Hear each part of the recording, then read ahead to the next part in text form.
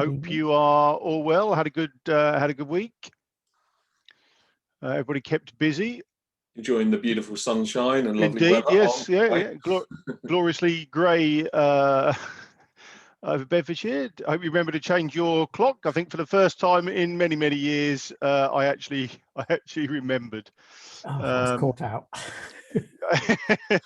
Although I am still waiting on somebody to create the YouTube video, which of course tells me how to change the clock on the cooker, because that seems to be, yes, like Steve Ibo shaking his head as well. It is rocket science. Oh, I give up with the one in the car. It's just it'll be right in 6 months' time. Absolutely. I want to know how you change the clock on one of these. What are these? Dober monster. Oh, they always know what time dinner time is, mate. It doesn't matter what time it is. It's always dinner time. Yeah, it's always dinner time. Right. Okay. Let's. Oh, I can't share because the host has disabled screen sharing. There you go. There you go. There you go. Sorry. That's all right, mate. No worries. Right. Let me share this. You think after yesterday I'd be a whiz at this now, but there we go. Right, episode 42. Welcome everybody. As I say, I hope everybody's well. Had a good week.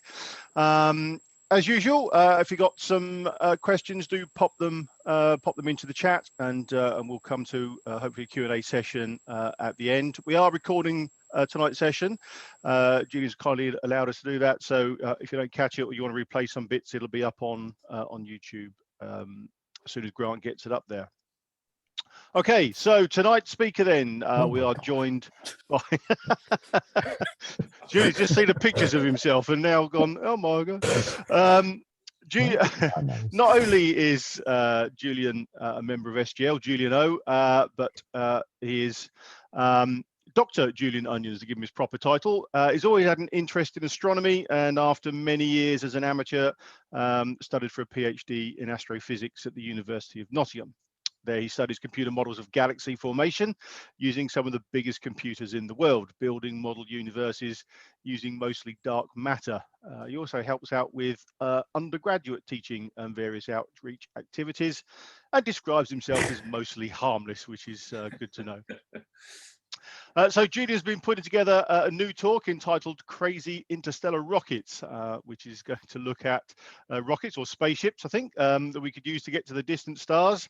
Are any of these remotely workable? Will we ever get warp drive? Will anybody ever say, make it so #1? Well, we never know, but let's hopefully find out.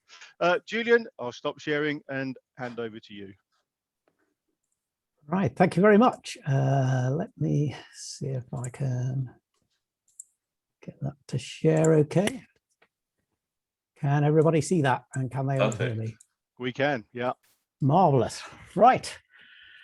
Okay, so as Darren has hinted, this is kind of the first time through for this talk, and if anybody can think of a better name than Crazy Freaking Rockets, which was my working title that, as I said, I just finished it about 20 minutes ago, this talk, so it's kind of hot off the press.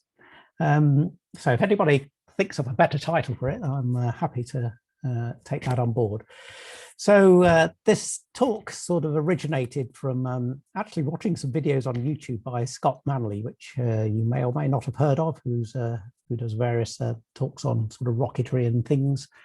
And he introduced me to a new type of rocket. I thought, wow, that's really cool.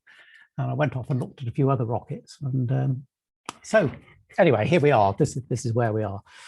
So it's subtitled, So You Want to Explore the Universe, or You Want to Tour the Universe, How Might You Go About It? So let's have a look. These are the sort of places you perhaps want to go to, apart from the other planets around the solar system, which, let's face it, they're a bit tricky to get to. You know, Mars being about a 9-month journey, Venus perhaps a little shorter, but not very hospitable, and Jupiter and Saturn are, you know, kind of years. So can we do any better? That was kind of where I started. And also, you know, if we want to go outside the solar system, what options do we have? So these are sorts of things we can look at. So how far can we go, and how far have we got, and how quickly can we go? So let's start with what we know, where we are currently. So the furthest things we've ever sent are the Voyager probes, the Pioneers, and New Horizons is also catching up. So these are all headed out of the solar system at various speeds. At the moment, Voyager 1 is the furthest out, which is about 152 astronomical units, which I'm all sure you all know. Astronomical unit is the distance between the Sun and the Earth, so it's 152 times that. So that's as far as we've got so far. It has left the solar system. There's a very nice XKCD cartoon on that, because it was unsure for quite a while whether we'd left the solar system or not, and what was the actual border of the solar system. But anyway, I think everybody now agrees that Voyager 1 has left the solar system. But 152 AU doesn't really get you very far. I mean, the nearest star is 270,000 AU. So we're 0.05% of the way to the nearest star. So got a bit of work to do basically there to get there. And if we look at where we're going to, so Voyager 1 will probably pass Gliese 445 in about 40,000 years, but 1.7 light years from it. So it's hardly sort of dropping in for coffee. It's just scudding past. I think the nearest one is perhaps Pioneer 11, which 4 million years gets very close to Gamma Aquilae. But, you know, 4 million years, who's got that sort of time? And likewise, the other Voyagers and Pioneers are, they're going past in a few thousand years, but not particularly close. So we're not doing all that well. Now, the next thing, I don't know how you are with maths, but I thought I'd go against Stephen Hawking's advice and include some equations in this talk. Don't panic. You can just go to sleep for a couple of slides if that's not your thing, because there's some maths coming up. But I thought I'd just set the foundations for rocketry and how we measure things, so we can just compare things. So let's start really basic. How does a rocket work? So I'm sure you all know this. So you have some fuel and a payload, and you light the fuel and shoot out exhaust at the back, and that pushes the rocket forward. And it's a simple application of Newton's third law. For every action, there's an equal opposite reaction. So laser pointer on. So yeah, if you shoot exhaust out here, the rocket goes in the opposite direction. And in general, the faster you shoot the exhaust out, the quicker the rocket accelerates. And the crucial thing in rocketry is this thing called delta V, which is how much you can change your velocity. So you need to change your velocity if you want to get off the Earth. You've got to go from 0 to 60 or 17,000 miles per hour, whatever the orbital velocity is. Similarly, if you're in orbit and you want to go to Mars, you've got to change your velocity again to increase your orbital velocity. And likewise, if you get to Mars, you've got to again change your velocity and slow down. So it's all about how much you can change your velocity by. So this is the maths. Well, maths 1, there's another one coming up. Then it's all over pretty much until almost the last slide. So this is the Slosky rocket equation. And this is what governs sort of basically or mostly what you need to know about rocketry. So delta V is what I've just explained, how much you can change your speed by, and that's crucial for getting off the Earth, getting out of orbit, getting back into orbit, and so on. And this is dependent on just a few things. So the first thing is the velocity of the exhaust. So that's how fast you can shoot stuff out. So you can see these things are sort of balanced here. So if you increase this, you can increase that. So the higher your velocity, the velocity of your exhaust, the faster you can shoot stuff out of the back of your rocket, the better.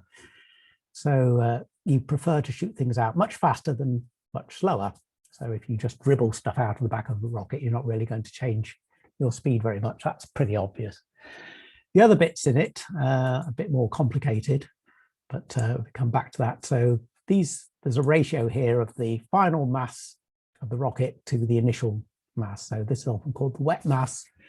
This is the fully fueled up rocket ready to go. And the bottom term is when you've completely exhausted all your fuel and you can't do anything further.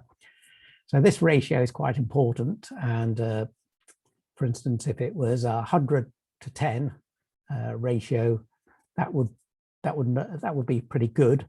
But if it was 20 to 10, that would be bad. So the more fuel, basically, the better this ratio becomes. But unfortunately, you've got this log factor, and logs tend to make everything smaller. So it doesn't do as much good as you might think. So that's the rocket equation, which we'll come back to briefly.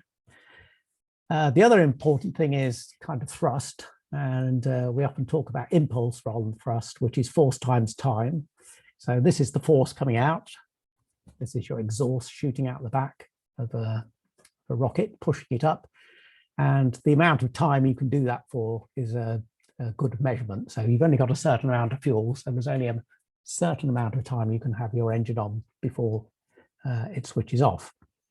But in rocketry, we don't usually talk of impulse because it's a bit difficult to compare rockets with. And we look for a more standard measure. And the one they came up with is something called specific impulse. So if we go back to what impulse is, that's force times time. So how much you're pushing exhaust out and the amount of time you're doing it for. Specific things often in engineering are whatever you're talking about divided by mass. So it's per kilogram or per pound or per ton or whatever. So specific impulse is actually that. So it's your impulse, which is this force times time, divided by the mass of the fuel in this case. And for historic reasons, they also divided by the force of gravity, as found on the Earth. So this is 9.8 meters per second or whatever it is on Earth. And this is really because at the time they were starting this out, this was when Werner von Braun and others were doing their initial work in the United States after the World War II, when they were working on things like Mercury. So they all worked in metric, the Americans all worked in imperial, and you could actually fudge this because if you measure G in meters per second and the rest of it in metric, then everything, you get the same sort of ISP, whereas the Americans were working in pounds and G at 32 feet per second, if I remember right. So if you adapt both units, then you end up with the same ISP. So they found they could talk to each other and there was no confusion. Are you talking in metric or are you talking in imperial? It doesn't really matter because they threw in this G0. So another way of thinking about this is if you had 1 kilogram of fuel, how many seconds can you maintain 1 G of thrust? So you could actually hover a rocket just above the Earth for a certain number of seconds on 1 kilogram of fuel. That's basically what specific impulse will tell you. Amongst other things, you can look at it in several different ways, but that's one way of looking at it. Now, if we look at actually what it means, and this is kind of the trickiest maths, once this is over, we're back to pretty pictures pretty much. We can replace this impulse. I've got it over here. Impulse is force times time. So we can replace I by Ft here. F is also ma, or mass times acceleration. That's Newton's second law.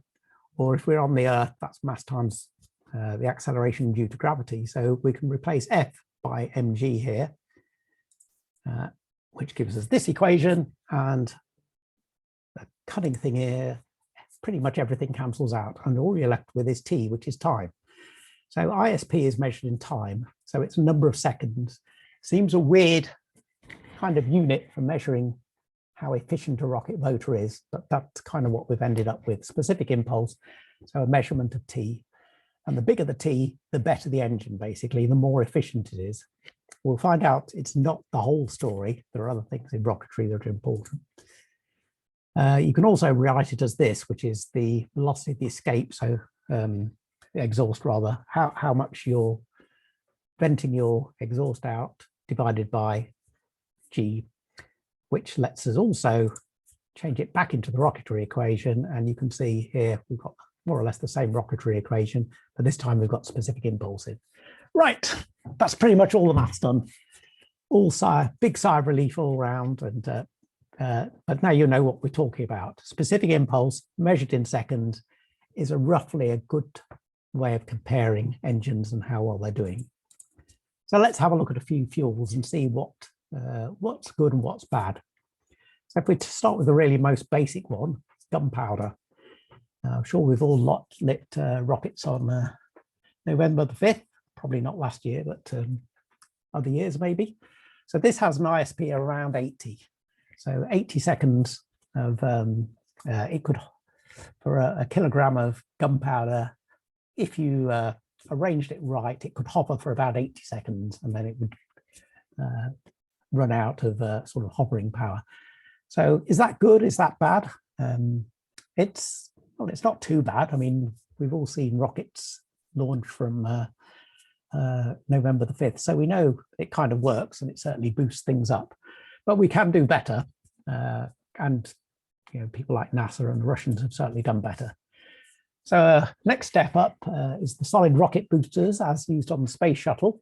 So these are ammonium perchlorate composite propellant, APCP, and I hope I don't have to say that again. So they can produce about 12,000 kilonewtons of thrust and have an ISP of 242 seconds. So pretty much a big improvement on gunpowder, which was 80. Of course, the problem with SRBs, as we probably all know, is they kind of fire and forget. They are very much like the November the 5th rockets. Once lit, they just burn. There isn't much you can do. There's no way to stop them. They just go. So they are very much fire and forget, or fairly dangerous things.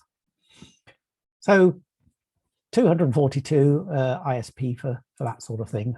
If we go to the Saturn V, this is a mixture of kerosene and oxygen, liquid oxygen in this case, thrust of 35,000 kilonewtons, and ISP anywhere between 263 to 304. So a little better than solid rocket boosters. The variation in the ISP is 263 is basically at ground level, and 304 is when you're into the vacuum of space. Things change a little as you go into the vacuum. You can do slightly different things with the engine. Go to the space shuttle main engine. This is liquid hydrogen, liquid oxygen, kind of one of the best mixes out there of chemicals. So 1,860 kilonewtons per engine and an ISP of 366 to 452. Again, 366 is kind of the ground level, 452 is up into space. So no doubt you've all memorized those figures and there'll be a test on it shortly. But just to summarize it, here we go. Gunpowder at 80, solid rockets at 250, LOX kerosene ground level 263, 421 in space, and the space shuttle does a little better on liquid hydrogen, liquid oxygen, getting up to 452. And just say this is ISPs, but that's not the whole story. You also need enough thrust to get you off the ground. If you're just trickling out stuff from the back of the engine, you will get an ISP value from that, but you're never going to get off the ground. You need a certain amount of thrust. So these are sort of the equivalent thrusts in green. You can see what they give you, various different things.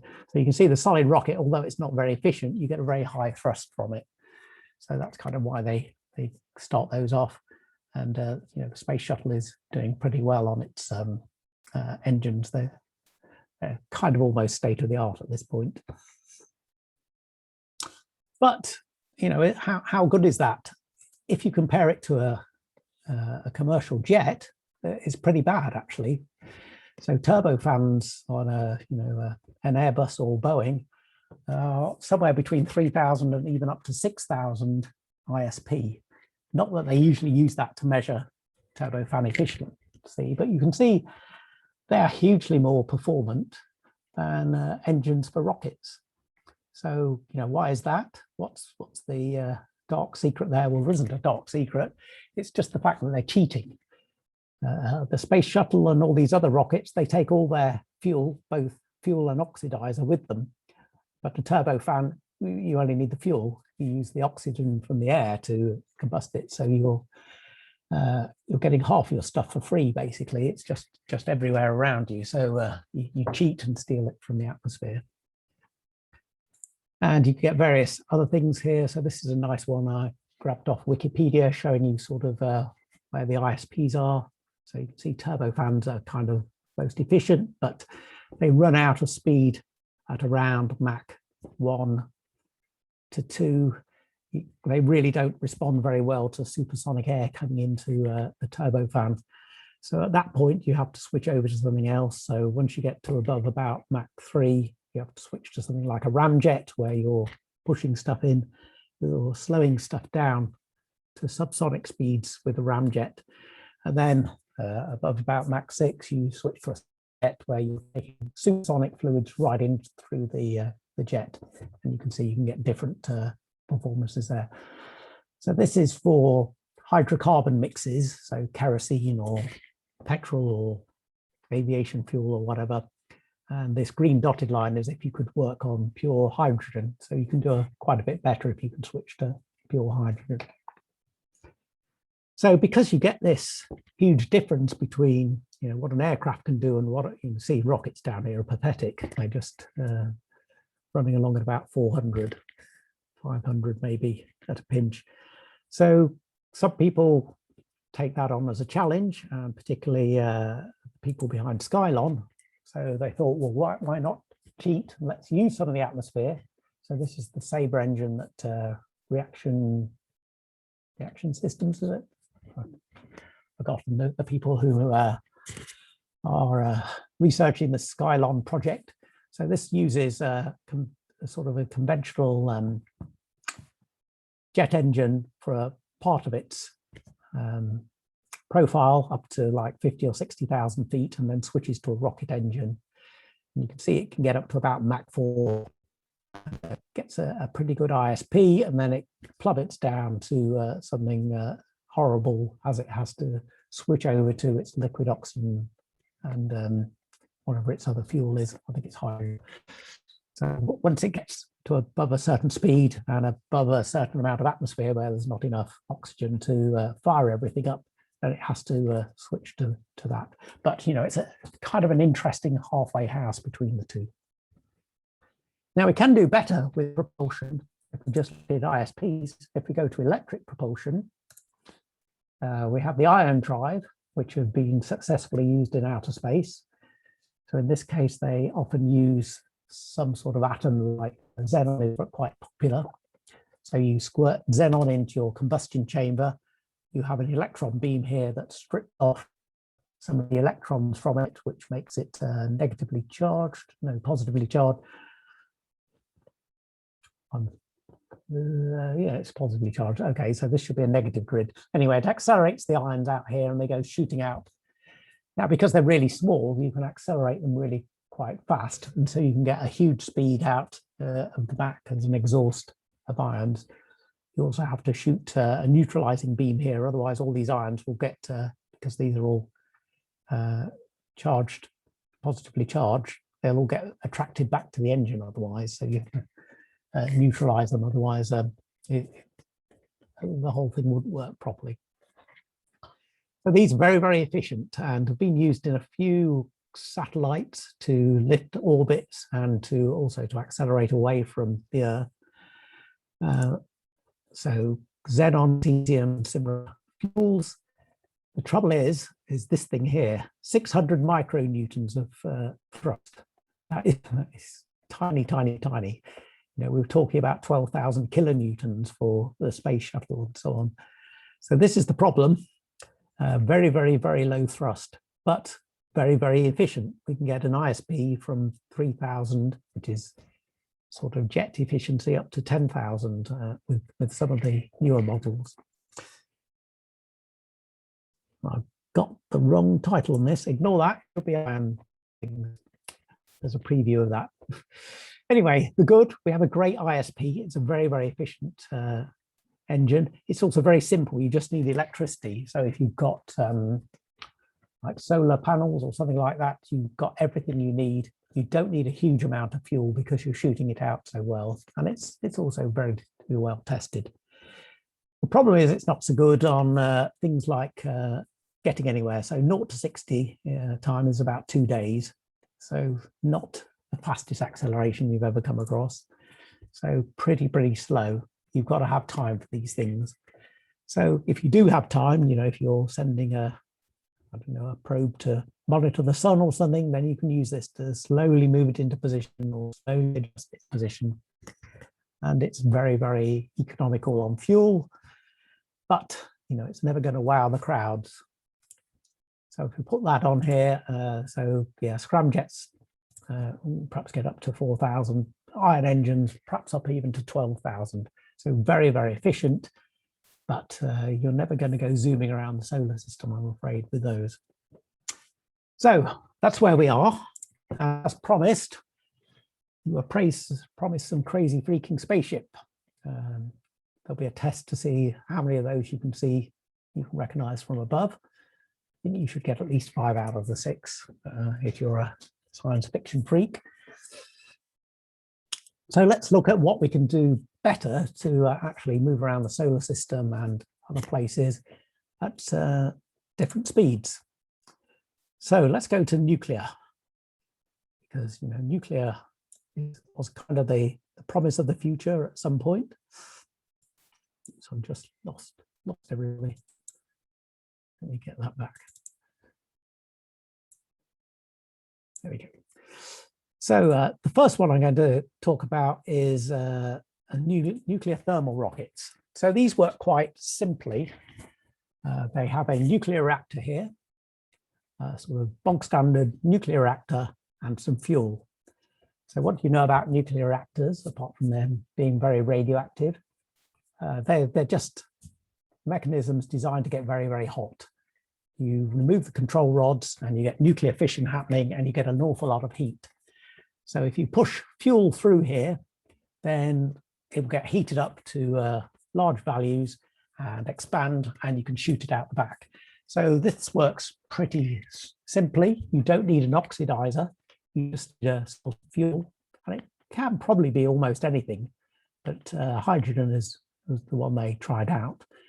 So you just take a large tank of hydrogen, you feed it through the reactor, and it warms up, expands violently, and comes out the back. So that's a great thing to work. There we go. The reactor gets very hot, and out goes the hot material. So you're already saving something here. You don't need an oxidizer to have a chemical reaction. You just need something that can be heated up and expanded. So this was behind a project in the 1950s and 60s, certainly, Project Rover. So they were looking at this both for nefarious reasons and also for spaceflight reasons. So certainly they were looking at the possibility of having nuclear propelled ICBMs because they thought, well, kind of why not? You're going to put a nuclear warhead on, then you might as well have a nuclear engine. But they also looked about as an option for moving around the solar system. So hoping this works. I don't know whether the sound will play from here. Can you hear any sound? No. No. No sound. No sound. Okay, let me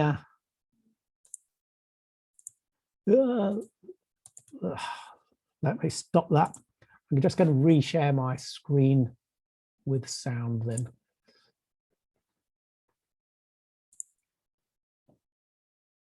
There we are. I forgot to tick that button.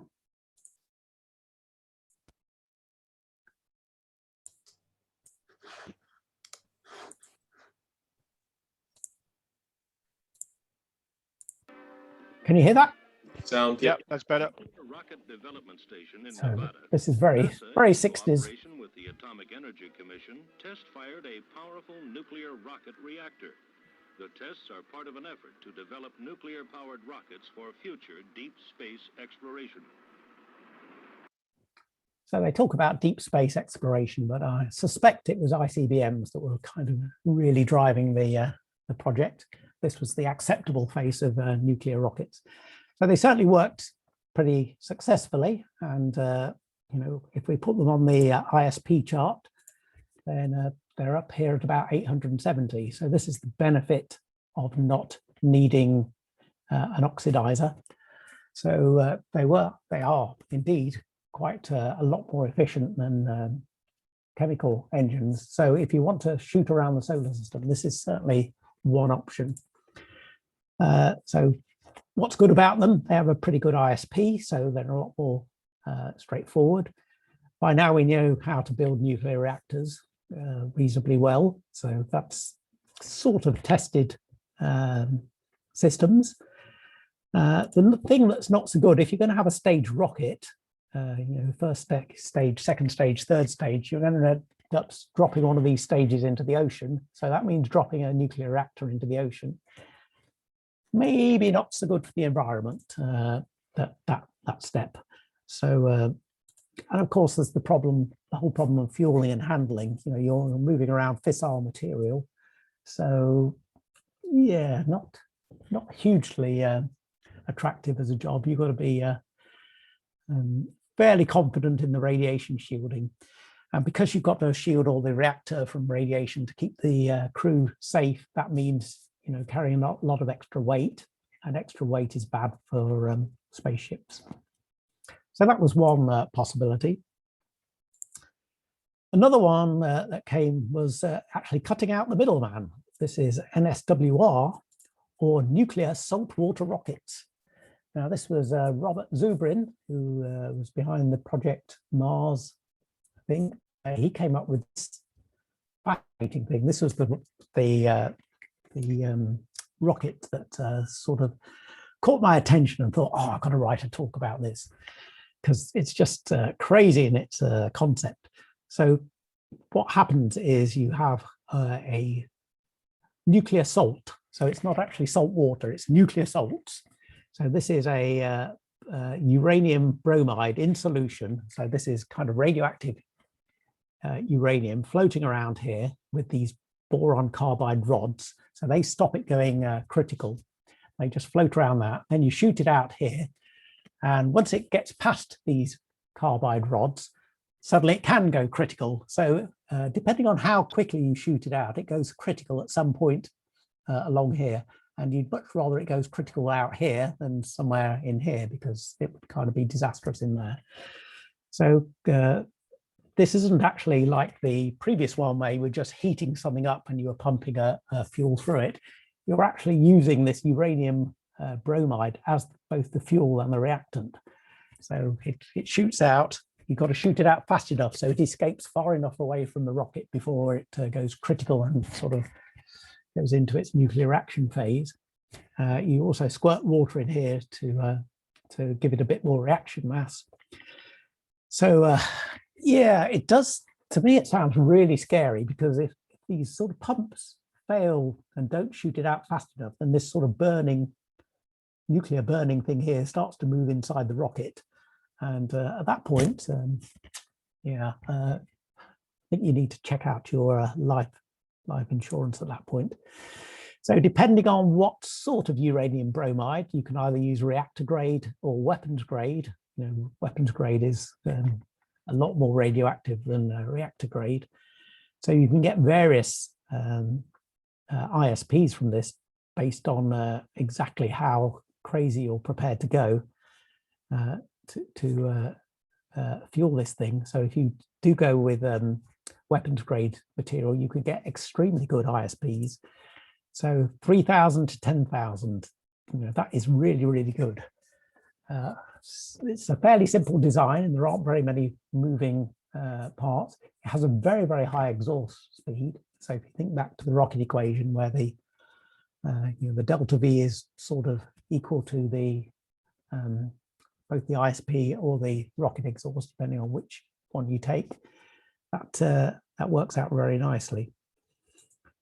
So the not so good is it does seem a little lively. I don't know whether you'd trust yourself to it, but I think I'd want to see a few tests done and to perhaps not be the very first person on it.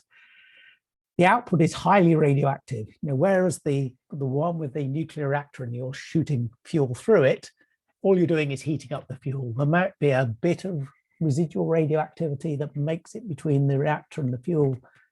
But in this case, you are just shooting pure radioactive material out the back. So probably not good for launching from the Earth. You're going to spray a large area of ground with highly radioactive weapons grade fissile material, it's not going to make you popular with the neighbors. So probably watch out for that. And the burning in the nozzle is, you've got to get that right. Otherwise, you just detonate your whole spaceship. So, if we put that on the chart, nuclear saltwater rockets are, I love them, but I don't think I'd want to ride him on anytime soon. But I think they're fantastic. So, if you're going to go around the solar system, Robert Zubrin was talking about using these for sort of launching out of orbit, because the exhaust of them is so incredibly fast that I know, although they are highly radioactive, if you're in orbit and it shoots out, it's going to spread across a huge amount of space very quickly. So you're not really going to get the radioactive fallout that you would on Earth. So probably in space, they're okay. As long as you're not pointing them at someone or pointing them at another rocket, or using them to slow down to approach the space station, that would also not be good. But for large maneuvers out in space, I think these are going to be excellent. But wait, if we're going atomic, why don't we go the whole hog and go atomic bombs? What could possibly go wrong there? Why not just shoot atomic bombs out in the back of the spaceship? Well, this is the famous, which you may well have heard of, Project Orion. And this is, like outstandingly creative or outstandingly crazy, depending on your point of view. So this is the whole design behind this. You have here something up. This red bit is supposed to be the crew quarters. This grey bit is a sort of magazine of atomic bombs. So you just have a rack of lots and lots of atomic bombs, and you just move them around.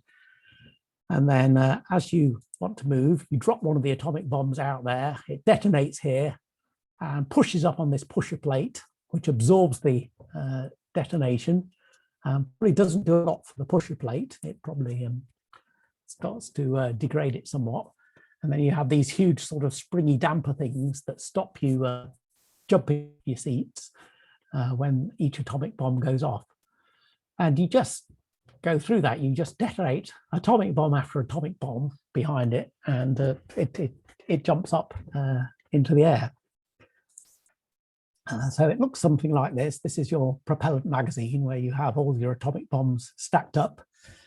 And this is where they drop out, and this is the pusher plate. And this sort of degrades over time because, you're going to subject it to the result of maybe several hundred atomic bombs going off, which we all know is not good for you.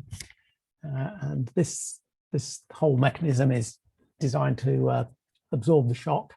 Then you put your astronauts up at the front, a long way away from the atomic bombs, basically.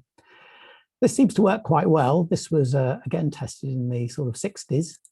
And this one doesn't have sound, but this is just a video taken. So this isn't using atomic bombs, by the way. This is using just explosives, but they were testing out how these pulsed rockets could work. You can see there, pulse after pulse. But if you replace those detonations with atomic bombs, you kind of get the idea. So Project Orion, and I've known about it for some years.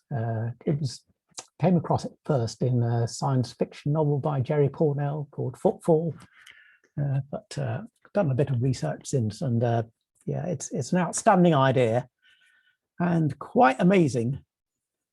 So if we just compare it, so here's Saturn V. We all know the Saturn V takes us to the moon. It can transfer about 130 tons to low Earth orbit and about 2 tons to the moon. So if we look at the range of Project Orion rockets, of which they had quite a number, of course, none of these were ever built, but in concept, they were around. So this was the basic range. If you went to your Project Orion showroom, this is what they wheel out and say, I see you're interested in spaceships. Can I interest you in the orbital test, or would you prefer to go to Jupiter? So for the lunar one, there's about 800 bombs involved in getting to the moon at about 0.3 kilotons each. But for low Earth orbit, you can get 300 tons up there and 170 tons to the moon. And if you stretch it and take it to Mars, you can get about 80 tons. So they've got phenomenal lifting power. You know, if you want to get stuff into space and you don't care about the consequences, essentially, this is certainly one way to do it. If you want to go to Mars, so they have this Martian version of it with 800 bombs again, but much bigger yield at this point, 0.14 kilotons. So at that point, you can get 1,600 tons into low Earth orbit, which I should think is at least, you know, several space stations. The 1,200 tons to the moon, I mean, you're talking quite substantial amounts of kit you can move to the moon at that point, and 800 tons to Mars. You know, you don't really have to worry about, with going to the space station, going to the moon, you have to worry about every kilogram you put on the rocket, because, you know, you've only got 2 tons you can get to the moon. If you take 1,200 tons, you know, you can take your dog, you can take a suitcase, you can take beachwear, you can take whatever you like. They're fantastic lifting ability. The Jupiter version, yeah, you can get 1,300 tons to Jupiter, and in reasonably short time frame. I think it was some small number of months that you could get there. You know, again, 800 bombs, but bigger yields. And Freeman Dyson, who was one of the architects behind this, was a, you know, I don't know whether he's a big fan, but he certainly did a lot of the initial calculations on this. And they worked out, well, you know, if you're going to do this, you've got to produce a lot of bombs. You know, I need 800 bombs. And at the time, they were struggling to make sort of a handful of atomic bombs. So he came up with a new concept where you could sort of mass produce atomic bombs for it. And I believe that bit is still classified. You can't go and look out how to make a production line of atomic bombs. But, you know, if you're going to go for it, this is quite amazing. And they also had an orbital test and an orbital battle station that presumably the military were interested in, even bigger versions. So wonderful things, but did they stop there? No, they didn't. They looked at even crazier ones. So there was a thing called the Super Orion, 1,080 bombs at 3,000 tons each. And this has a lifting weight of 8 million tons. So at this point, you can put a small city into orbit. I mean, wow, why not? Okay, it might be uninhabitable, the place you launch from afterwards, for many hundreds of years afterwards. But, you know, if you want to get up into orbit, this is the thing to do it. They also looked at, you know, what was the theoretical maximum, and they had a maximum size and also a maximum momentum one. And this is the momentum limited one. So this was the sort of thing you could go to the nearest star with. Yeah, 300,000 one-ton bombs, each of 1 megaton, 400,000 tons, so, you know, half a small city, at a top speed of about 3.3% of the speed of light. So, you know, it would take you 133 years to get to Alpha Centauri, maybe longer than you're prepared to wait, but a lot quicker than Voyager or Pioneer. These things are, you know, crazy on any way you look at it. So what's good and what's bad about them? So very good ISPs, up to 10,000 seconds of ISP. Fairly simple design in that they're very modular. You just take your rack of atomic bombs and you detonate them. But the killer thing is a huge lift capacity. You know, if you can lift a city into space, great. You just really don't have to worry about what to pack. We'll take a couple of extra things along, you know, take a couple of generators, take what you like, basically. So fascinating things. Things not so good. Well, yeah, you are playing with nuclear bombs. So getting off the ground, probably not quite so good. If you could launch from low Earth orbit, maybe better. You're still going to have nuclear bombs going off, which are quite bright and quite worrying. So it might make a good firework display. So maybe if they timed it right, that would be a good thing to do. Again, highly radioactive output, they are nuclear bombs. They are always going to be highly radioactive. So yeah, another concept that I absolutely love as a spaceship. Could we go to fusion? Yes, we could. Although it's a lot harder. We've never really managed to sustain nuclear fusion in any controlled way so far. But that doesn't stop people thinking about it. So there's Project Daedalus that the British Interplanetary Society set about thinking about in, I think it was the 1970s. Alan Bond was one of the people behind this from Reaction Systems, Skylon engineer. So this was quite a fantastic thing. You can see how big it is. There it is next to the Saturn V. So a huge spacecraft designed to be constructed in orbit and then flown off to the nearest star. Well, not the nearest star.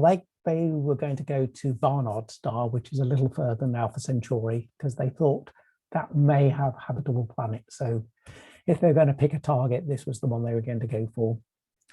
And this worked by inertially confined fusion. So what does that mean? It means you have here a pellet of, this is helium-3 and heavy hydrogen, and you drop that into here and you hit it with high doses of electrons from these electron guns, which compresses the fuel together and heats it up until it detonates in a fusion reaction and then fires out the back. And I think it was several hundred of these a second. So they're going pop, pop, pop, pop, pop, pop, like this. Each of these pellets is really tiny, but you get a big kick from fusion. They're far more efficient than fission products. So yes, that thing explodes, then off it goes. So this was their sort of concept of what it would look like. This is kind of 1970s technology. They followed it up with something called Project Icarus, but that didn't get quite as far. So what's good? Well, you can get about 12% of the speed of light with this thing. So that's pretty good. 54,000 tons of spaceship, of which 50,000 is fuel. So you've only got 4,000 tons to play with, but that's quite a lot. And they reckoned you could take you about 46 years to get to Barnard star. So I don't think this is quite practical at the moment, in that I don't know how reliable these fusion systems are, or whether they're actually I don't think they've actually been proven yet. The nearest I know is they've done something similar with lasers in California or somewhere like that, where they shoot huge lasers. The thing is, you do need a lot of power. I mean, they're talking sort of petawatt lasers, I think, to initiate fusion. So that's one of the problems with this. You need a lot of power to actually just get the thing started and then get it running. So very large, huge amount of fuel. And there may be better targets now. We know there's probably planets around Alpha Centauri or Proxima Centauri, certainly. So that would be a quicker place to go to. Project Icarus followed up, but they ran into some issues. They tried to do it in a slightly different way, and it kind of got abandoned halfway through, I think, that one. So they didn't get quite as far with it. But, great idea. Another one, the Buzzard Ramjet. So the concept behind this is a bit like your aircraft turbofan, is why take all that fuel with you when you can collect it on the way? So the Buzzard Ramjet, you get up to speed and then you scoop the fuel from interstellar space. Interstellar space is usually considered a vacuum, but there is a reasonable amount of hydrogen floating around. And if you can get a big enough net, which is kind of what my crummy diagram here shows, you have this huge, you have a sort of biggish net here, but you have it extended with magnetic fields that tries to focus hydrogen into it. And they also have lasers up here to ionize the hydrogen, so the magnetic fields work. And then you shoot along, and if you're going fast enough, a bit like a ramjet, you can collect enough fuel that you can sort of come back down and then push into your fusion reaction and shoot it out the back. The trouble is you've got to be going really quite fast for this thing to work, because space is pretty close to being a vacuum. So you've got to be going pretty fast to collect enough fuel to keep it going. And they found there were considerable issues with this. So that's one of the problems with it. Lots of people have looked at this as various ways. There's lots of ways you can get this fusion reaction to work, and just here's a few of them. So some of these sound really interesting, and I don't know enough about all of them to talk, but things like antimatter initiated fission fusion or muon catalyzed fusion, they all sound fabulous. That these are ways, but a lot of them have issues. So, you know, if you're going to use muons to catalyze it, which they've done the calculations, it's a very good way to start fusion. You can start fusion at a much lower temperature with muons, but you've got to make the muons, and muons you generally need linear accelerators and things to do that. Or antimatter initiated fission and fusion, great, but it costs an enormous amount of energy to make antimatter. So unless you've got a can of antimatter floating around, which is very lethal stuff anyway, it's quite difficult to do some of these things. So a lot of these are more theoretical than anything else. Anyway, if we look at the Buzzard Ramjet, so very good ISPs, very high exhaust velocities, which you get with fusion. Something I hadn't considered, you're going along scooping all this fuel, ploughing it in, charging up your engine, getting even faster. How are you going to stop? You can't really turn it round and use it for braking, because you're not going to be scooping the fuel anymore. So yeah, I don't think they've completely thought all that through. There is some idea that you could have this magnetic net. You just extend it and you switch off the engines and you use it to collect hydrogen and use it as a sort of an air brake almost. But space being a big vacuum, that's not particularly good. You need to get it up to speed just to get enough fuel into it to sort of work as a ramjet. And as we said, fusion is pretty hard. We haven't got that cracked really. But Robert Buzzard, who came up with the system in the 1960s, it's a very interesting design. Oh, the other problem with it turns out to be we're in a bad position in the universe. Having explored just outside the solar system now, it seems we're in the shockwave of the supernova that happened many millions of years ago, which is a big bubble that's expanded out from this, and it's sort of pushed all the hydrogen. So we're sitting in this bubble of even more empty space than normal. So you'd have to go even faster to get enough material in to fuse. So that's a problem. There are various workarounds, but nobody's hugely confident about that. Here's another way. How about if you don't want to go, but you just want to get pictures?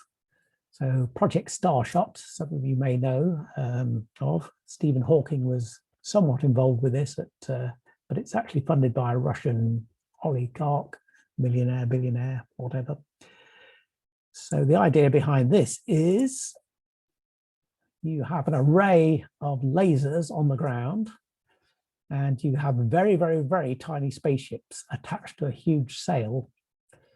So this is out in space here, and these lasers will turn and point at this huge sail and shoot enormous amounts of energy at it. Light has a certain amount of pressure, and it pushes this sail off and shoots it out. And then this dispenser out in space shoots another one, and they all get kicked out like this. So it's a very, very small spaceship. So this is kind of the size of spaceship they're thinking. You know, it's basically a wafer chip, so a few grams of weight. And I have to say, I have my doubts about this. Anyway, let's go through it. They can accelerate it at about 10,000 G by shooting these huge lasers at it. I've got to wonder what that does to the chip. You've got to make sure your solder joints are pretty well nailed down to withstand 10,000 G acceleration. It's 1 terajoule of light laser power is focused on this. So I think the first thing, this solar cell is going to get somewhat overloaded. So there's a few issues with that, I'm sure. The fact that it might vaporize absolutely everything is another issue I've worried about. So they reckon 10 minutes of boosting at 1 terajoule of power. So a lot of these chips are probably going to fail, but they are really small. You can make lots of them, so they're going to send 1,000 chips at a time, sort of thing, and just flood Alpha Centauri with thousands of chips. Some of them will get there, and some of them won't. Is the plan? So yeah, it's interesting. They've got some very bright people working on it, so I'm sure they've thought through some of these things. So the good, you don't need any propellant, so there is no problem about ISP. It's all driven from the ground. You just fire lasers up. They're very cheap to make. You can manufacture as many of these chips as you like, basically, once you get going. So 100,000, million, whatever you want to do. So you just send lots and lots and lots and hope some of them get there. The not so good is vaporizing the chip. So yeah, you subject anything to 1 terajoule of laser power, probably not going to end too well. So you've got to think about that. The other problem is interstellar dust. So we've said that space is mostly empty, but it's not completely empty. It is full of this stuff called dust, which is kind of a bit like smoke, tiny particles of carbon floating around that stars have made over their lives, which normally isn't a problem. But if you're going at 0.2 C, 20% of the speed of light, that means you're throwing these tiny grains of carbon at 20% of the speed of light. Anything going at 20% of the speed of light is going to hurt, especially a tiny chip. So, not many of them are going to survive the journey, I suspect. This is something, you can't put lots of shielding on when you're sending a really tiny chip.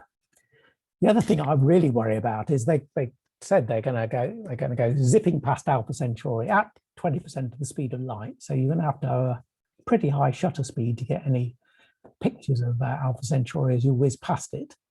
And then they're going to beam the data back. Well, I'm just thinking, a tiny chip like that, small chip, how much power can that actually put out that you can receive from 4 light years away and make a passable image from? I don't know. I'm sure they've thought of it, but that's just some of the things I think of. But they reckon they can do this within the next 20 to 30 years, that sort of time frame. Another one that's being considered is the power of light, photon drives. So in this case, you're shooting not any particular fuel out the back, you're shooting pure light out of the back of a rocket. So light is massless, photons don't have a mass, but they do have a momentum. So if you shoot light out fast enough, you do actually get a force in the other direction. So the simplest one is you get a reactor that glows white hot and emits lots and lots of photons, and you get a steady push.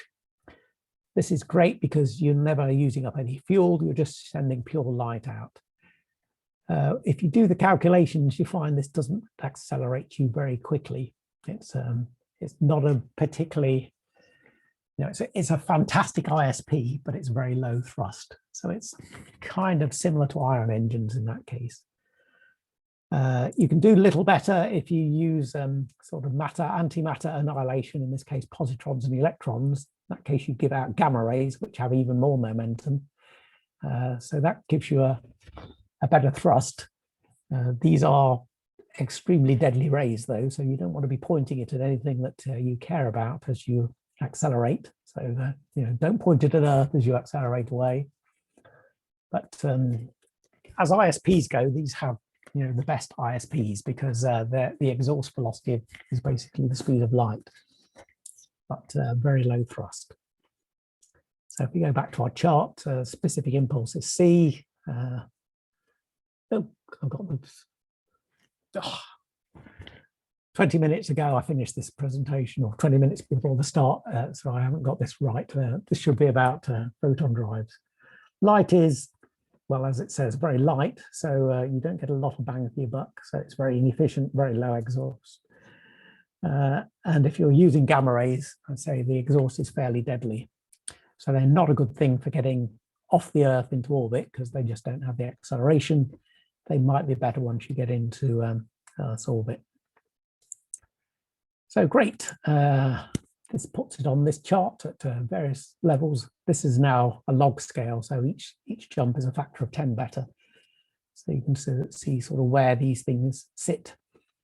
So photonic drives are kind of the best in terms of ISPs, but if you want to really explore places, I would pick something along here. So great, but can we do even better? The answer is a definite maybe. The jury is somewhat out on this. Can we do warp drives? Maybe we can. So the most famous of this comes from Miguel Alcubierre, who's a Mexican physicist. He was working his PhD on, he was working in the area of general relativity. And he'd just been watching an episode of Star Trek in, when was this, 1994. So probably the next generation, I'm not sure. Anybody want to date that? And he was just sitting there afterwards thinking, well, they use a warp drive. I wonder what a warp drive would look like. And he started messing around with the calculations of general relativity. So here you go, anybody who wants to try this at home, here's the equations of general relativity. Now this is the only other bit of maths in there. And this is maths that is scary, okay? If you thought the rocket equation was bad, this is horrendous. This turns, old physicist grey with terror, because although it looks quite simple, these equations here hide an enormous amount of complexity.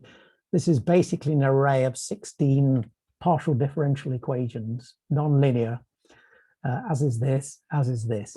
So they are fiendishly difficult to solve, but if you will play around in special cases, that's usually where people make the most progress. They say, well, let's ignore all these particular cases and just go for that.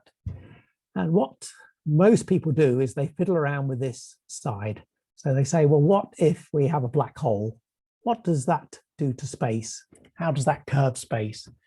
If I make a big star, how does that curve space? If I have a large gravity, how does that curve space? And how does it focus rays? We do quite a bit at Nottingham University on gravitational lensing, and that comes straight out of all this.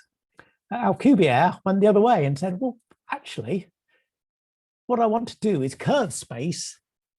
So if I want to curve space, what sort of thing do I need to do to get this effect that I particularly want? I want to warp space to deform it so that I can use it as a warp drive. So he went the other way. So, where nearly everybody plays around with this side and sees what happens over that side, he played around with this side and saw what happened over this side. And he discussed it with his supervisor. He was a PhD student at the time, and said, I'll come up with this warp drive thing. It's probably, should I publish this? Would it damage my academic reputation? Or they talked about it and said, well, the maths is fine. There are a few things in it that are a bit worrying, like you need negative energy or negative mass, and we don't know what that is. We certainly never come across it. So, it might just be one of those things like imaginary numbers or negative equity or something weird that we don't know about. But anyway, his PhD supervisor says, yeah, sure, go ahead. What's the worst that could happen? And it has kind of made him famous. I mean, I don't know him. It's not really my field, so I probably wouldn't know him anyway, but I have heard of him from this, and so have a lot of other people. And it's also got him a chance to talk at various science fiction conventions because, my God, you can build a warp drive. Come and tell us how you can build a warp drive.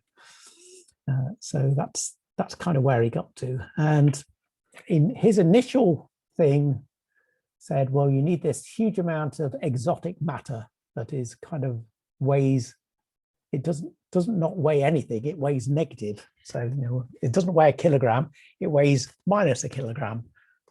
How do I get that? Don't worry about that. It's all in the equations. If you could get it, this is what would happen. And his original design, I think, needed something like a universe's worth of negative matter to actually make it warp space in any reasonable way. After people had looked at it, they saw some sort of shortcuts, and they got down to about a Jupiter's worth of negative exotic matter that you would need to make a workable spaceship out of that. Then it was taken up by Sonny Johnson, I think. I should have written his name down, at NASA, who is on one of the sort of advanced research project things. And he said, well, let's work through some of the maths and apply a few engineering tricks and see what we can do. He got it down to about the weight of the Voyager probe that you needed exotic matter from. And that's now starting to get into the realms of, well, okay, we don't know how to make any of this stuff, but it's a lot easier to make, you know, a few tons of it rather than a Jupiter's worth. So it's kind of getting into the framework of it. So this is one of the ideas that comes up. So these rings here are, so these rings are kind of where the exotic matter is, and they warp space. And this is what they do. So you have this area here. This is where your spaceship sits, and this is kind of relatively normal space. This stuff at the front, the whole of space is contracted and shrunk down. And at the back of your spaceship, the whole space is expanded. So you sort of stay where you are, and the universe moves around you. Now, this is fantastic for lots of reasons. Firstly, you don't have to worry about the speed of light because you're not going anywhere. You're just sitting where you are and the universe is moving underneath you. So that's fantastic. Another issue is you're not accelerating. You're staying here and you're moving the universe. So you don't have to worry about you know, Star Trek's inertial dampers or anything like that. You know, if you shoot off at light speed, you wouldn't actually feel anything because you're not accelerating. You're moving the universe underneath you. So you know, that is fantastic. There are a few issues with it, I have to say. Other than the fact that we don't know how to make this exotic matter, the other problem is that you're no longer sort of connected to this bit of space from within here. So you start up your engine and you warp space here, but now you're no longer connected to this bit. And similarly at the back, you're no longer connected to that bit because you've made this huge warp in space. So quite how you switch them off again is an interesting concept. You made this sort of bubble of warp, but how do which you can no longer reach in some sense. So how do you get to switch it off again? So that's one issue. Yeah, so this is this negative mass energy rings. The other is as you're shooting along, because you're now going at perhaps faster than the speed of light, you can only see this narrow beam in front of you. You can't see anything around you because the light is not catching up with you. So you've got this tiny little window that you can look out of. And also what happens is sort of energy accumulates in this warp bubble at the front. As you're moving through, although you're not moving through space, you accumulate a lot of energy here. And then when you come to a stop, all that energy emerges and goes shooting off. So if you're pointing at a planet, then you get basically potentially planet-destroying amount of energy launched at the planet. So yet again, you've got to be very careful where you're going and what you're aiming at. There have been various changes to this over the time. They've looked at making warp drive highways. So this is to get around the switching on and off of the warp bubble. If you have like a highway where you've got sort of space stations all along it that switch on and off the warp bubbles, that may be a way around it. So yeah, the tricky arrival is probably the awkward bit. But the good is it's the best bet to travel across space. As I said, it's inertialess, so you can accelerate as fast as you like, and it's quite possible to go at intergalactic speeds. I did see somewhere, if you get it tuned up enough, it's probably 2 or 3 months to get to Andromeda, which you know, is fabulous if you can solve the laws of physics and so on. And that's where this issue is. You know, you may destroy the system you arrive in. That's probably not good for alien issues that you're not going to make any friends. It's not clear how you start and stop it. You may well need this exotic matter. And the other is because you take basically no time, or you only take a few days to get to Alpha Centauri, you've traveled in time basically. And that's a bit of an issue with physics. You've got the whole grandfather paradox and all the other issues. So if you can get there in a few days and then come back in a few days, you've gone back in time about 8 years just to going there and back to Alpha Centauri. So that's going to be the fact that you can do that probably means you can't do that, if you see what I mean. Otherwise we'd have had people visiting us by now already. So that's an issue. Stop press, as somebody said on the forum. These couple of guys in January came across a new idea that they could enhance the physical warp drive, and they could actually make it without needing this special exotic matter. They could actually do it with regular matter. I haven't been through the details of the paper, and let's face it, even if I did, I probably wouldn't understand it. So, but if you want to go across and have a look at that, do be my guest. So, there may be hope for us yet to explore the universe and be back in time for tea and medals. Over that's about the end of my talk. I just thought I'd summarize with the best way of to travel. If you don't care, the best way of getting off Earth, I think, is the Orion spaceship concept. I mean, you can just lift as much mass as you want. Fantastic things. If you want to flit around the solar system and you've got lots of life insurance, then I think nuclear saltwater rockets are probably one of your better ways. Although fusion drives, if they can get those working, would also be good. And if you want to explore the universe, there's nothing better than the Alcubierre drive. So that's what those are my 3 recommendations for what you want to go. So thank you very much for listening, and I hope you found some of that interesting. That's great, Julian. Many thanks indeed. I shall start saving up for one of those, most definitely. Gosh, there's some really way out. Really way out.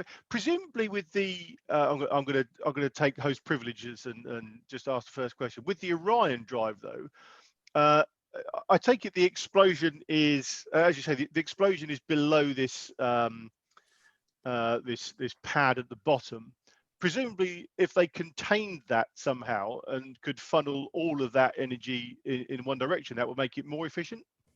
I imagine so, yeah. But how do you contain a nuclear blast? They're not certainly the sanest things to contain. You might be able to. I'm just a vision guy. I don't worry about the details. That's go off and do it. Come on, guys. I want it by Tuesday. Yeah. Yeah. So yeah, I'm sure that would be possible, that you could do that sort of thing. Maybe even with magnetic fields, you could confine it a bit. As you say, if you could just confine it a certain amount, that would be better.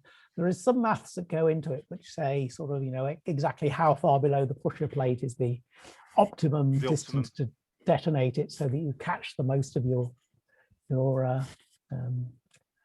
bang for the buck sort of thing. Josh, amazing, amazing. Okay, questions. Kate, I think you've got yourself a microphone now. So if you want to ask your no shaking of the head. Okay, so in fact, I've lost it now. She made a point about the little chips. There's a lot less space litter with those little chips than with some of the other things. Certainly is, yes. There was one earlier on from Kate as well. Is VE influenced by the substrate below the rocket at launch? Sorry, what? Is the VE influenced by the substrate below the rocket at the launch?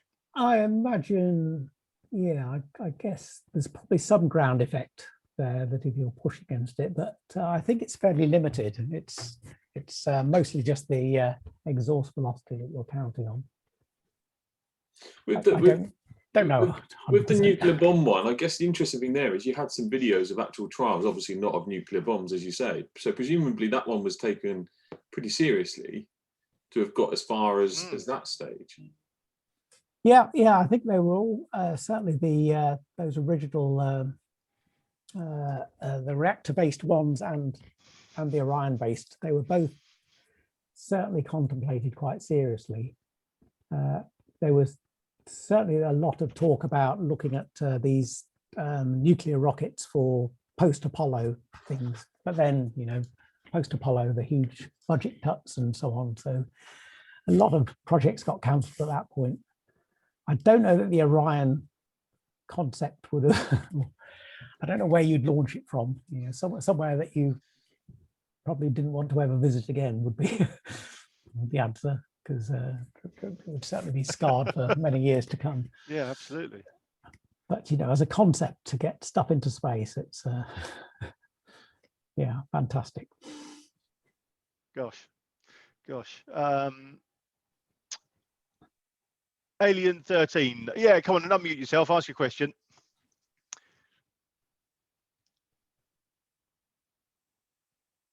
Have you enabled the option, Grant? There we go. Yeah. I'm on.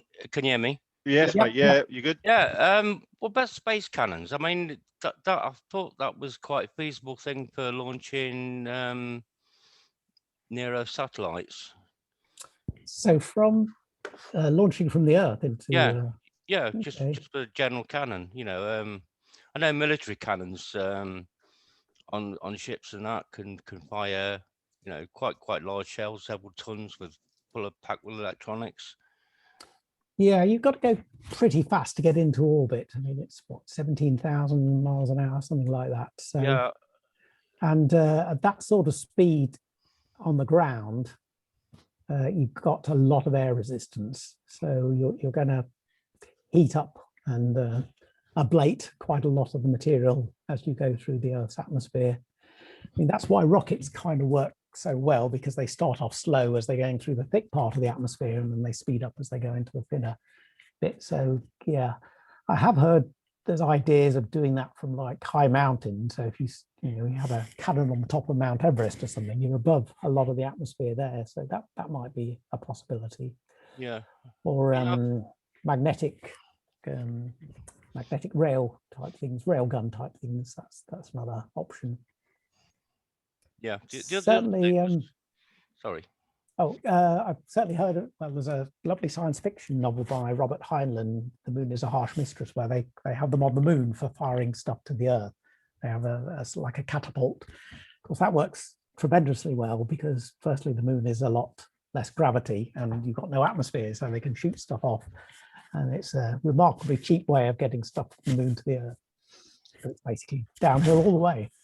Yeah, I'm just wondering whether the energy, you know, that energy required from in a cannon is similar to that what you'd need in a rocket anyway. You know, I guess at some level it is. I think you're really going to be killed by the air resistance.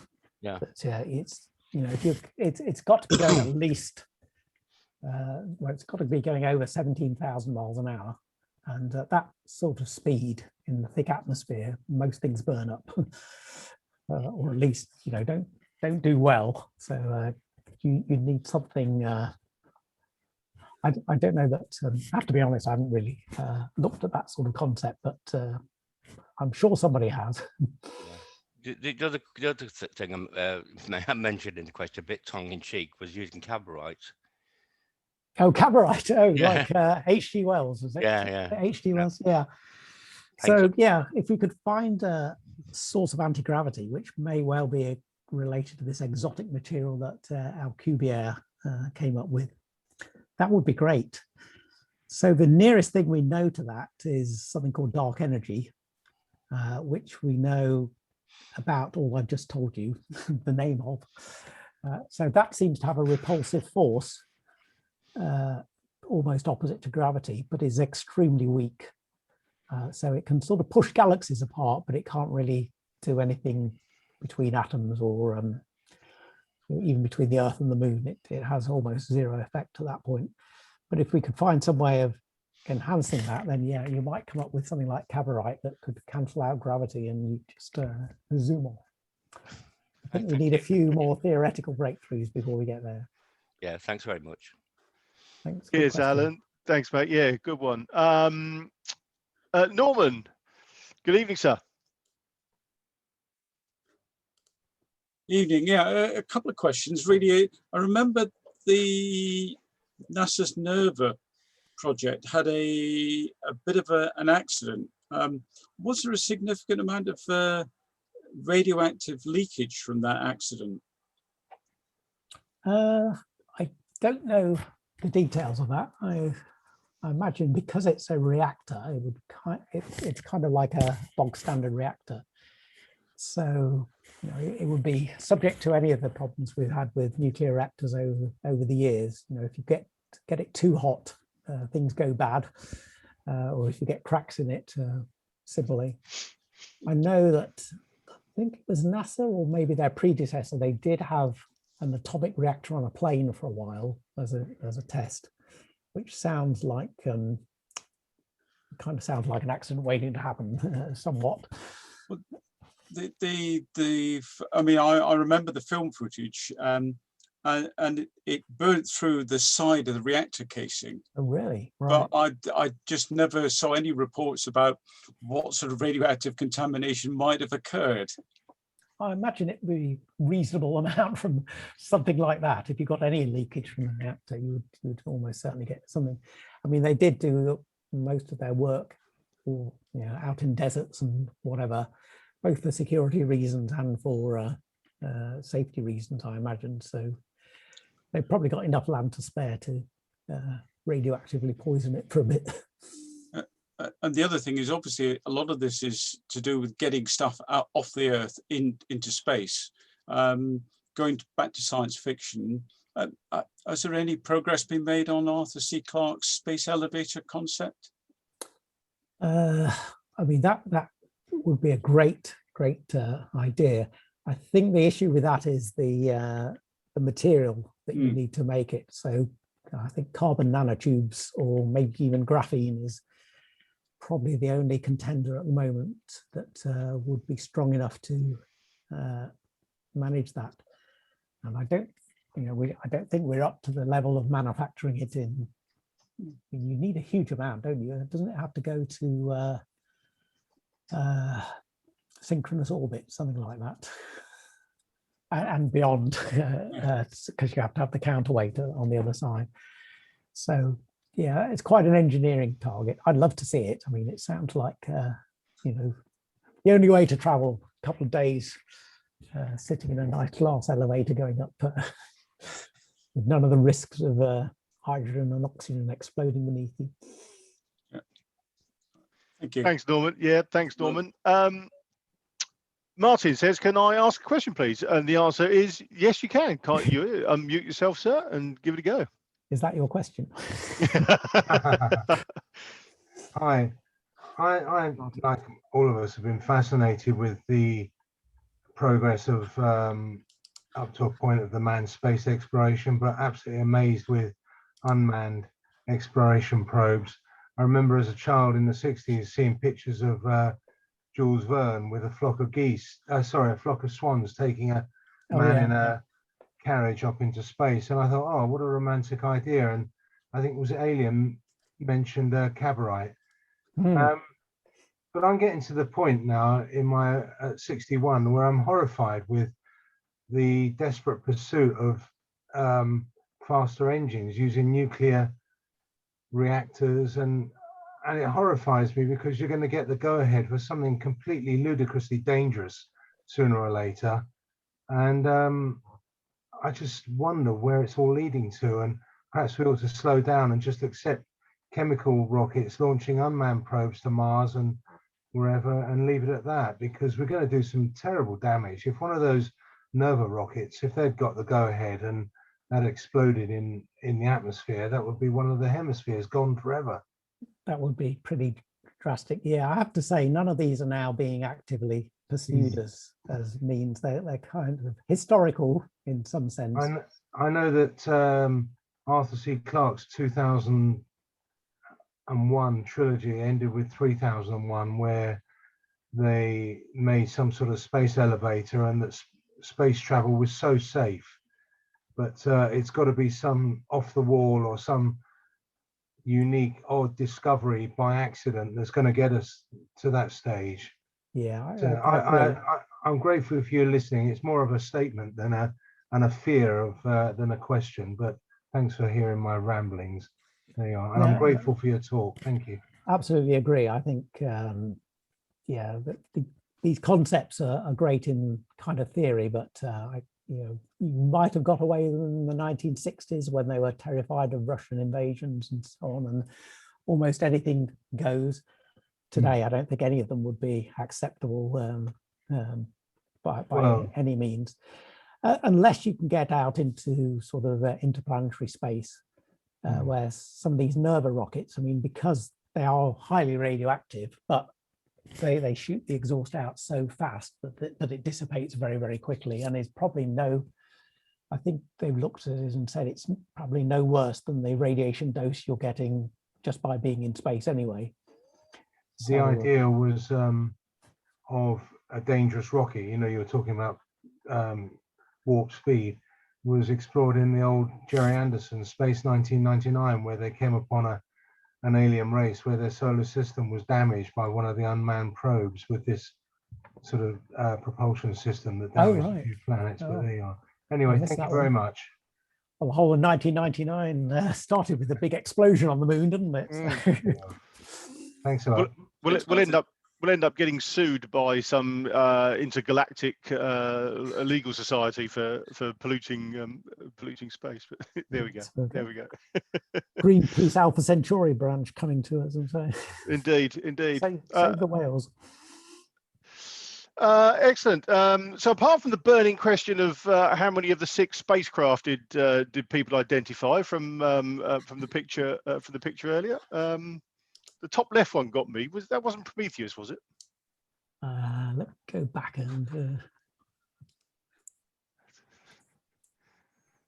do you want me to share that one again? Yeah, why not? Yeah, absolutely. See if you could see how many of them you can get. Just got to shrink that down and move that over here and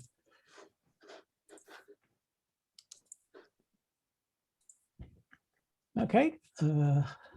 Want to have a go?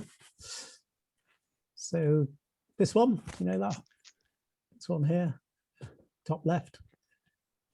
Yes, that's. It looks like the one in the Discovery from 2001, isn't it? 2001 Discovery. Okay, yeah. Well done. This one's easy. Yeah. Millennium Falcon. Yeah, this one. Blake 7. Blake 7 Liberator. Very good. That's Eagle Space 1999. Yeah, Space 1999. And a TIE fighter. Yeah. Don't know if you get that one. Twin Ion engine. Pardon? Do you know the top middle? Twin Ion engine fighter. That's this one, isn't it? TIE. This one up here, I think, is from called. I think it's called The Day After Tomorrow.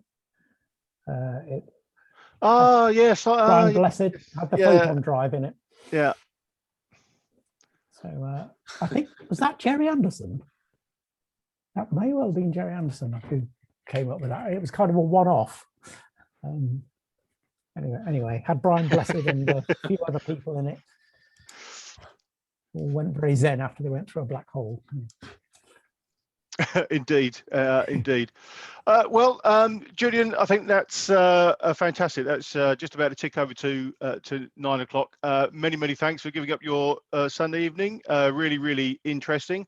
I think we're going to take away from that we still need to be looking for dilithium crystals. I think that's got to be the. You've hit the nail on the head there. Excellent. Many thanks indeed, Julian. Grant, have we got a talk next week? Well, it's Easter Sunday next week, so I was planning to be full of barbecue food and beer, hopefully, if the weather plays ball. So I thought we'd take a Sunday off and reconvene the following Sunday, and I'll post details up of speakers. But thank you very much, Julian. That was super. And I know Julian's got lots of other talks as well, so hopefully we can have Julian back again in the future. for some of your other talks. It's been great. That'd be really good. Okay, so we'll take an Easter break next Sunday then. I can tell you 6th of April is when Dave Eagle's Virtual Astronomy Club is on next, and he's got John Thatcher talking about the James Webb Space Telescope, if that ever gets off the ground. John Thatcher was actually, I can tell you that because he used to belong to Bedford Astro. Was one of the project managers for one of the experiments on James Webb. So that's the 6th of April, Dave Eagle's Virtual Astronomy Club. So don't miss that one. And then we'll see you back online, as well as Julian, obviously being a member. So keep hunting for dilithium crystals, and don't go playing with all sorts of nuclear fusion stuff. That's not good. Take care, everybody. Yes, indeed. Yeah. Fill up with chocolate and beer. See you later. See you later. Bye-bye. Thank you very much. Bye.